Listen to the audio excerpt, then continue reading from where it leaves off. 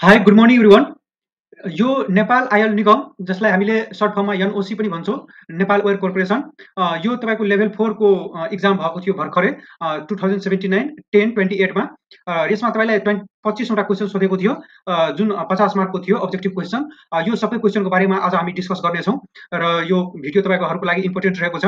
तपाईँहरूले च्यानलमा नयाँ हुनुहुन्छ भने च्यानललाई सब्सक्राइब गर्नुहोला, भिडियोलाई लाइक गर्नुहोला। अब यसको क्वेसन मसँग छ। यो क्वेसन मैले पीपीटी फर्मेटमा तपाईँहरूलाई बुझाउनको लागि मलाई सजिलो हुन्छ, त्यसको लागि मैले यसमा गरेको हो। यो क्वेसन रहेको छ, यसैलाई मैले के गरेको छु त पीपीटीमा ल्याएको छु, जसले गर्दा मलाई क्वेसनहरूलाई बुझाउनको लागि सजिलो हुन्छ। ठिक छ। यसको पहिलो प्रश्न रहेको छ, अ डीसी करेन्ट हैज ड हर्ज अफ फ्रिक्वेन्सी, अप्सनमा रहेको छ 50, 0, 100, 25। अब हामीलाई के थाहा छ भने डीसी को फ्रिक्वेन्सी के हुन्छ त 0 हुन्छ हैन। यसको फ्रिक्वेन्सी 0 हुने भएकोले यसको डिफरेन्ट एडभान्टेजहरू पनि छ। अब हामीले अरू कन्ट्रीहरूसँग सिंक्रोनाइज गर्नु पर्यो भने त्यतिखेर के हुन्छ त हामीले यो सबै फ्रिक्वेन्सीहरूलाई मिलाउनु पर्ने एउटा झन्झट हुँदैन र हामीले सजिलै के गर्छौँ त डीसी टु डीसी एक अर्कालाई पावर ट्रान्समिट गर्न सक्छौँ। अब डीसी को फ्रिक्वेन्सी के हुन्छ त 0 हुन्छ हैन। र फ्रिक्वेन्सी यसको 0 भयो भने अब कतिखेर तपाईले सोधिदिन सक्छ यसको पावर फ्याक्टर कति हुन्छ डीसी मा, त्यतिखेर पनि यसको के हुन्छ त पावर फ्याक्टर 0 हुन्छ, किनभने यसको फ्रिक्वेन्सी 0 हुन्छ। त्यही भएर यसको राइट आन्सर के हुन्छ बी 0। अर्को प्रश्न छ, घरमा सप्लाई हुने विद्युत तलका मध्ये कुन हो? यसको अप्सनमा रहेको छ AC, DC, both A and B, माथिका कुनै पनि होइनन्। अब हामीले घरमा जब सप्लाई गर्छौँ विद्युत, त्यो अब दुवै हुन्छ हैन, एसी पनि हुन्छ र डीसी पनि हुन्छ। तर हामीले एउटा कुरा के बुझ्नु पर्यो भने हामीले अब यहाँबाट ग्रिडबाट यदि सप्लाई लिइरहेको छ भने त्यतिखेर एसी हुन्छ हैन। तर हामीले आफ्नै सोलर प्यानलहरू जडान गरेर त्यहाँबाट लिइरहेको छ भने त्यतिखेर पनि तपाईले त्यो सोलरबाट हामीले ब्याट्रीमा चार्जलाई स्टोर गर्छौँ, अनि त्यहाँ इन्भर्टरको मद्दतले डीसी लाई एसी मा कन्भर्ट गरेर के गर्छौँ त हामी घरको विभिन्न जुन सप्लाईहरू हुन्छ, वायरिङहरू गरिएको हुन्छ, बोर्डहरूमा सर्किटहरूमा सप्लाई एसी नै दिइरहेको हुन्छौँ, जसबाट के गर्छौँ त हामी विभिन्न किसिमको इलेक्ट्रिक डिभाइसहरूलाई युज गर्छौँ, जस्तै कि मोबाइल चार्ज गर्छौँ हैन, ल्यापटप चार्ज गर्छौँ र अरू जुन इलेक्ट्रिक ल्याम्पहरू हुन्छ त्यसलाई चार्ज गर्छौँ र अरू इलेक्ट्रिक डिभाइसहरूलाई चलाउने गर्छौँ। त्यसमा एसी सप्लाई नै दिएको हुन्छ। त्यही भएर यसको राइट आन्सर के हुन्छ त ए एसी। तर तपाईहरुले यसको आन्सर कमेन्ट गर्नु होला। अर्को प्रश्न छ, मोटरको नेम प्लेटमा केडब्ल्यू वा एचपी रेटिङले मोटरको ड संकेत गर्छ। अब यसको अप्सनमा रहेको छ किलोवाट इनपुट, किलोवाट आउटपुट, न्यूनतम किलोवाट इनपुट, अधिकतम किलोवाट इनपुट। अब यसको जुन नेम प्लेट वा नेम प्लेटमा तपाईहरुको यो रेटिङ दिएको हुन्छ, यो हाफ एचपी को हो वा 1 एचपी को हो, कतिको हो भनेर त्यसमा दिएको हुन्छ। मोटरको तपाईले पछाडिपट्टि यहाँ साइडमा हेर्नुभयो भने त्यहाँ नेम प्लेट हुन्छ हैन, त्यसमा त्यस मोटरको बारेमा डिटेलमा त्यहाँ लेखेको हुन्छ हैन, मेजर कुराहरू। अब त्यहाँ तपाईले के हुन्छ भने जहिले पनि त्यहाँ आउटपुट पावरहरू देखिन्छ हैन, आउटपुट पावरहरू लेखिएको हुन्छ। त्यहाँ केमा हुन्छ भने किलोवाट आउटपुट पावर हुन्छ हैन। त्यही भएर यसको राइट आन्सर के हुन्छ त बी। अर्को प्रश्न छ, डीसी मोटरको रोटेटिङ पार्टलाई के भनिन्छ? यसको अप्सनमा रहेको छ पोल, स्टार्टर, रोटर, माथिका कुनै पनि होइनन्।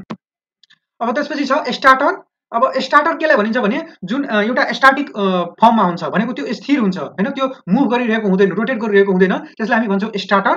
र अर्को छ रोटर। अब रोटर नामैबाट स्पष्ट छ, रोटर भनेको के हो त त्यो रोटेट गरिरहेको हुन्छ, मुभ गरिरहेको हुन्छ, त्यसलाई हामी के भन्छौँ त रोटर। अब डीसी मोटरको रोटेटिङ पार्टलाई के भनिन्छ त रोटर भनिन्छ। त्यही भएर यसको राइट आन्सर के हुन्छ सी। अर्को प्रश्न छ, कुन वैज्ञानिक सिद्धान्त अनुसार इलेक्ट्रिक जनरेटरले कार्य गर्दछ? यसको अप्सनमा रहेको छ Faraday's law of electromagnetic induction, Faraday's law of thermodynamics, Newton's law of motion, super conductivity. अब यो इलेक्ट्रिक जनरेटर मोटर यो सबै जुन छ त्यो तपाईको फ्याराडेज ल अफ इलेक्ट्रोम्याग्नेटिक इन्डक्सनको आधारमा काम गरिरहेको हुन्छ। अब यसको भित्रमा पनि जुन जनरेटर र मोटर यो दुईटाको बीचमा भन्यो भने यसमा फ्लेमिङ राइट ह्यान्ड रुल जनरेटरमा युज हुन्छ भने मोटरमा फ्लेमिङ लेफ्ट ह्यान्ड रुल युज हुन्छ हैन। जब हामीले यो करेन्ट अनि त्यसको डाइरेक्सनहरूलाई छुट्याउने गर्छौँ त्यतिखेर त्यसको युज हुन्छ। तर हामीले यो बेसिक जुन ओभरअल भन्नुपर्दा फ्याराडेजको इलेक्ट्रोम्याग्नेटिक इन्डक्सन यसमा यसको सिद्धान्तमा इलेक्ट्रिक मोटर जनरेटरहरू काम गरिरहेको हुन्छ। त्यही भएर यसको राइट आन्सर के हुन्छ ए। अर्को प्रश्न छ, standard AC voltage and the frequency for homes in Nepal is. अब नेपालमा हामीले कस्तो खालको स्ट्यान्डर्ड भोल्टेज र फ्रिक्वेन्सीलाई युज गर्छौँ? यसको अप्सनमा रहेको छ 230 volt 60 hertz, 180 volt 50 hertz, 450 volt 50 hertz, 230 volt 50 hertz. हामीले नेपालको केसमा अरू अब जस्तै कि अमेरिकाहरू छ र अरू जुन कन्ट्रीहरू छ त्यहाँ तपाईँको डेभलप कन्ट्रीहरूमा 230-60 हर्ज पनि युज गरिरहेको हुन्छ, तर हाम्रो नेपालमा इन्डियामा 230-50 हर्ज युज गरिरहेको हुन्छ। त्यही भएर यसको राइट एन्सर के हुन्छ त डी। अर्को प्रश्न छ 3 फेज 4वटा वायर भनेको 4 वायर कन्डक्टर भएको विद्युतीय सप्लाई प्रणाली के को लागि प्रयोग गरिन्छ? अब 3 फेज 4 वायर कुन के को लागि प्रयोग गरिन्छ त? Primary distribution, secondary distribution, primary transmission, secondary transmission. अब प्राइमरी डिस्ट्रिब्युसनको लागि हामीले 3 फेज 3 वायर युज गर्छौं र प्राइमरी ट्रान्समिसनको लागि र प्राइमरी सेकेन्डरी ट्रान्समिसन यस्तोमा जुन हामीले पावरलाई एक ठाउँबाट अर्को ठाउँमा ट्रान्समिट गर्छौं त्यतिखेर यसमा पनि 3 फेज 3 वायर नै युज गरिएको हुन्छ। तर हामीले सेकेन्डरी डिस्ट्रिब्युसनतिर हेर्दा यो सेकेन्डरी डिस्ट्रिब्युसन तपाईले लोडसँग कनेक्ट गरिएको हुन्छ। लोडसँग जब कनेक्ट गरिएको हुन्छ त्यतिखेर हामीलाई एउटा न्युट्रल पनि चाहिएको हुन्छ हैन। त्यो न्युट्रल चाहिने भएकोले हामीले सेकेन्डरी डिस्ट्रिब्युसनतिर 3 फेज 4 वायर सिस्टम के गर्छौं त सिस्टम हामीले सप्लाई दिन्छौं। त्यही भएर यसको राइट आन्सर हुन्छ बी सेकेन्डरी डिस्ट्रिब्युसन। अर्को प्रश्न छ कम भोल्टेज भएको प्रसारण वा वितरण लाइनका पावर फ्याक्टर सुधार्नको लागि क्यापेसिटर कसरी जोडिन्छ? यदि सिस्टममा हाम्रो पावर फ्याक्टर कम छ, यदि पावर फ्याक्टर कम भइदियो भने के हुन्छ त त्यसको जुन पर युनिट कोस्ट हुन्छ त्यो बढिरहेको हुन्छ। एनर्जी मिटरमा जुन पर युनिट कोस्ट हुन्छ हाम्रो त्यो बढिरहेको हुन्छ। त्यही भएर हामीले पावर फ्याक्टरलाई सुधार गर्नुपर्ने हुन्छ। त्यसको लागि हामीले क्यापेसिटरको युज गर्छौं। जस्तै मोटरहरू पनि छ त्यो जुन सिंगल फेज इन्डक्सन मोटर हुन्छ त्यसलाई सुरुमा स्टार्टिङ टर्क प्रोड्युस गर्नको लागि पनि क्यापेसिटरको युज गरिन्छ हैन। ओभरअलमा भन्नुपर्दा हामीले पावर फ्याक्टर सुधार गर्नको लागि क्यापेसिटरको युज गर्छौं। त्यसलाई कुन तरिकाले हामीले जोड्छौं हैन? स्टारमा जोड्छौं या डेल्टामा जोड्छौं, स्टार या डेल्टा दुवैमा जोड्छौं या कुनै पनिमा जोड्दैनौं भनेपछि यसको राइट आन्सर के हुन्छ त बी। हामीले डेल्टामा पावर फ्याक्टर सुधार गर्नको लागि क्यापेसिटरलाई डेल्टामा जोड्छौं। अर्को प्रश्न छ हाउस वायरिङमा प्रयोग हुने मेकानिकल र फायर प्रोटेक्सनको लागि उपयुक्त छ। यसको अप्सनमा रहेको छ casing capping wiring, batten wiring, conduit wiring, cleat wiring. यसको राइट आन्सर के हुन्छ त कन्ड्युक्ट वायरिङ। अब हाउस वायरिङ मा हामीले प्रयोग हुने जुन मेकानिकल र फायर प्रोटेक्सनको लागि पनि कन्ड्युक्ट वायरिङ हुन्छ उपयुक्त हुन्छ। किन हुन्छ? किनभने यो जब हामीले इन्फ्रास्ट्रक्चर तयार गर्छौं घरलाई जब सुरुमा नै बनाइरहेको हुन्छौं अनि त्यसको ढलानहरू हुनुभन्दा पहिला नै त्यसको के गरिएको हुन्छ त वायरिङ गरिएको हुन्छ, भित्रबाट नै वायरिङ गरिएको हुन्छ। जुन पर्खालको माथिमा हामीलाई हेराउँदैन त्यसलाई नै हामी के भन्छौं त कन्ड्युक्ट वायरिङ भन्छौं। र यो कन्ड्युक्ट वायरिङ दुई किसिमको हुन्छ, एउटा हुन्छ सरफेस कन्ड्युक्ट वायरिङ, अर्को हुन्छ कन्सिल्ड कन्ड्युक्ट वायरिङ। र अब तपाईलाई यो कन्ड्युक्ट वायरिङ नदिएर कन्सिल्ड कन्ड्युक्ट वायरिङ दिएको भए त्यतिखेर हामीले के राइट आन्सर यसको के हुन्थ्यो त कन्सिल्ड कन्ड्युक्ट वायरिङ नै हुन्थ्यो हैन। त्यही भएर यसको राइट आन्सर के हुन्छ सी कन्ड्युक्ट वायरिङ। अर्को प्रश्न छ सडक बत्तीहरू बाल्न र निभाउन प्रयोग गरिने स्विच तलका मध्ये कुन हो? यसको अप्सनमा रहेको छ rocker switch, lux photo switch, main switch, bed switch. अब यो जुन तपाईहरुले फिगरमा हेर्दै हुनुहुन्छ यो जुन स्विच हो त्यो तपाईको लक्स फोटो स्विच हो। यसले के गर्छ त जुन इलेक्ट्रिक लाइट यसमा परेपछि यो के हुन्छ त यो निभ्छ, अफ हुन्छ हैन। तर अब यसमा लाइट तपाईको यसको जुन हाम्रो लाइटको इल्युमिनेसन हुन्छ नि यो यति 30 लक्स वा 50 लक्स। अब 30 लक्स भन्दा यसको लाइट कम भयो भने यसले सेन्सर यसमा लगाइएको हुन्छ। 30 लक्स भन्दा कम लाइट भयो भने यो के हुन्छ त अन हुन्छ हैन। र 30 लक्स भन्दा बढी लाइट त्यसमा पर्यो भने त्यो के हुन्छ त अफ हुन्छ। त्यही भएर यसको राइट आन्सर हुन्छ त बी लक्स फोटो स्विच। अर्को प्रश्न छ यदि लोड करेन्ट एकदमै बढ्यो भने कुन रिले सञ्चालित हुन्छ? यसको अप्सनमा रहेको छ earth fault relay, overload relay, over voltage relay, thermal relay. अब लोड तपाईको बढ्यो, लोड करेन्ट बढ्यो भने हाम्रो जुन रिले छ त्यो तपाईको ओभरलोड रिले के हुन्छ त सञ्चालन हुन्छ। ठीक छ। अर्को प्रश्न छ 12 भोल्टको ब्याट्रीले 12 ओमको हिटरमा प्रवाह गराउन सक्ने अधिकतम करेन्ट कति हुन्छ? यसको अप्सनमा रहेको छ 12 एम्पियर, 6 एम्पियर, 3 एम्पियर, 1 एम्पियर। अब 12 भोल्टको एउटा ब्याट्री छ हैन अनि एउटा हिटरमा तपाईले 12 भोल्टको ब्याट्री लगाएको छ र 12 ओम त्यसको रेजिस्टेन्स छ भने अब त्यसमा करेन्ट कति फ्लो हुन्छ त्यो हामीले सोधेको छ। अब यसको आन्सर हुन्छ 1 एम्पियर। कसरी हुन्छ त्यो हामीले हेर्छौं यहाँ। अब हामीलाई भोल्टेज दिएको छ 12 भोल्ट अनि त्यसपछि रेजिस्टेन्स दिएको छ 12 ओम। अब हामीलाई ओम्स लबाट के थाहा छ त V के हुन्छ I R हैन। अब हामीलाई के सोधेको छ I वाट हैन। I के हुन्छ त V by R। अब V कति भयो त 12 हामीलाई दिएको छ र यो R कति हुन्छ त 12 भनेको 12 by 12 कति भयो त 1 भनेको हाम्रो 1 एम्पियर करेन्ट आएको छ र हामीले पनि यसमा टिक लगाएको छ 1 एम्पियर। ठीक छ। अर्को प्रश्न छ lathe bed is made of अप्सनमा रहेको छ cast iron, high carbon steel, mild steel, high speed steel. अब लेथ जुन बेड हुन्छ त्यो केबाट बनेको हुन्छ त कास्ट आइरनबाट बनेको हुन्छ। त्यही भएर यसको राइट आन्सर हुन्छ ए। अर्को प्रश्न छ तलका मध्ये कुन ड्रिल सबैभन्दा बढी प्रयोग गरिन्छ? यसको अप्सनमा रहेको छ micro drill, medium drill, big drill, माथिका कुनै पनि होइनन्।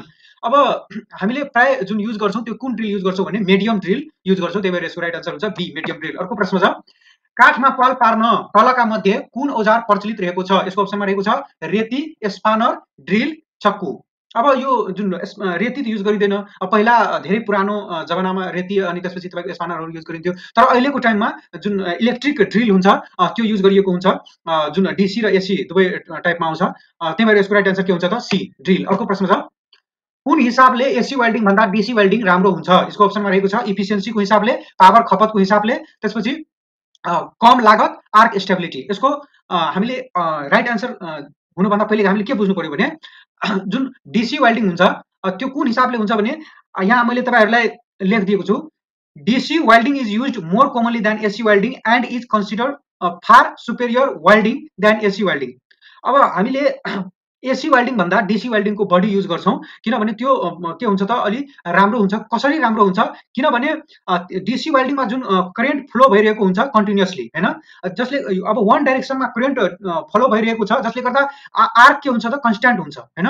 अब आर्क कन्स्ट्यान्ट भयो भने त्यो आर्कको स्टेबिलिटी एउटा मेन्टेन भयो भने के हुन्छ त हाम्रो सबै तरिकाले के हुन्छ त एउटा प्रोटेक्सनको कारणले गर्दा पनि सबै तरिकाले यो के हुन्छ राम्रो हुन्छ। त्यही भएर हामीले के गर्छौं त डीसी एसी वेल्डिङ भन्दा डीसी वेल्डिङ को बढी युज गर्छौं। त्यही भएर यसको राइट आन्सर के हुन्छ त डी आर्क स्टेबिलिटी। अर्को प्रश्न छ which of the following is not a resistance welding? यसको अप्सनमा रहेको छ spot welding, flash butt welding, MIG welding, friction welding.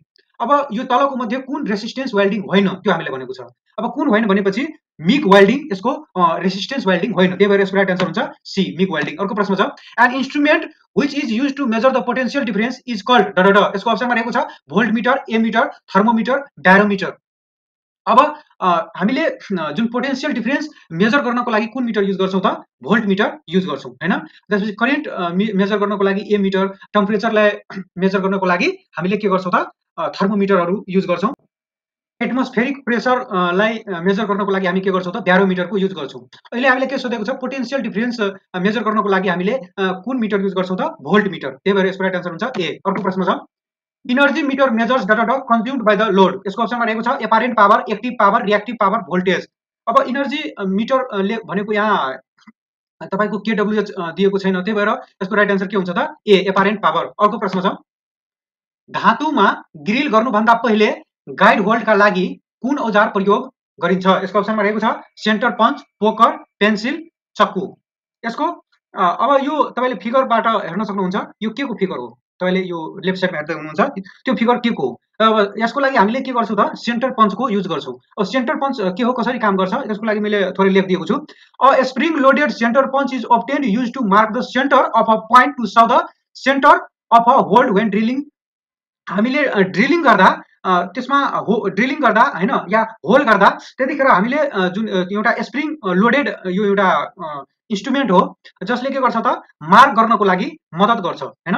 अब एक्जाम्पलमा हामीले a centre punch forms the dimple large enough to direct the tip of the drill of the proper location. Proper लोकेसनमा drill गर्नको लागि के गरिएको हुन्छ भने सेन्टर पञ्चबाट त्यहाँ के गरिएको हुन्छ मार्क गरिएको हुन्छ हैन, जसले गर्दा के हुन्छ त हामीले चाहेकै ठाउँमा ड्रिल गर्न सक्छौं, होल गर्न सक्छौं हैन। त्यही भएर यसको राइट आन्सर के हुन्छ त ए सेन्टर पञ्च। अर्को प्रश्न छ तलका मध्ये कुन मिटरलाई एभियो मिटर पनि भनिन्छ? यसको अप्सनमा रहेको छ ohm meter, volt meter, current meter, multimeter. हामीले मल्टिमिटरलाई एभियो मिटर पनि भन्छौं वा भोल्टेज और रेसिस्टेन्स मिटर पनि भन्छौं, त्यही भएर यसको राइट आन्सर हुन्छ डी मल्टिमिटर। अर्को प्रश्न छ Which department of the Nepal Oil Corporation Limited looks after the quality control of petroleum products in Nepal? यो तलको मध्ये कुन डिपार्टमेन्टले क्वालिटी कन्ट्रोल पेट्रोलको क्वालिटी कन्ट्रोललाई हेर्ने काम गर्छ? यसको अप्सनमा रहेको छ quality and pollution control department, quality control department, petroleum laboratory Nepal, Nepal standard testing and calibration.